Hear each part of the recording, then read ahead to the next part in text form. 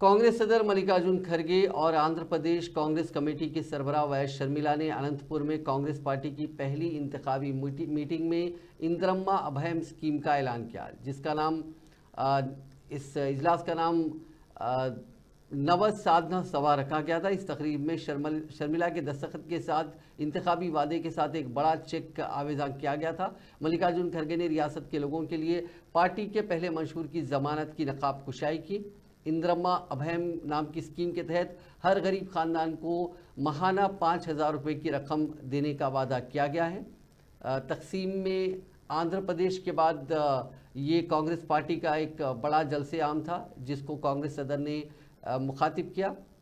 आज मरहूम वाईएसआर को याद करते हुए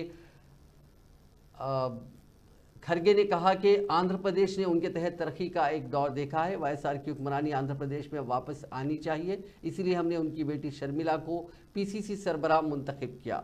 इस मौके पर खड़गे ने वजीर आजम नरेंद्र मोदी को भी तनकीद का निशाना बनाया। कांग्रेस पार्टी बहಳ ಜನ ಹೇಳ್ತಾ ಇದ್ರು, ಅದರಲ್ಲಿ ಮೋದಿ ಅಂತೂ ಯಾವಾಗಲೂ ಕಾಂಗ್ರೆಸ್ ಪಾರ್ಟಿಗೆ ಬೈಕೊಳ್ತಾ ಇರ್ತಾರೆ.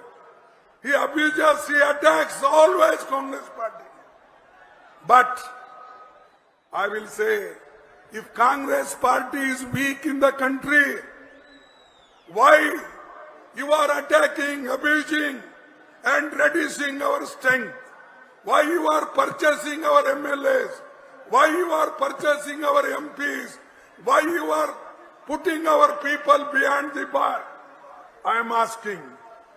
మోడీ గారు ఎప్పుడూ కాంగ్రెస్ చెప్పమే, కాంగ్రెస్ బలహీనమైందంటున్నాడు.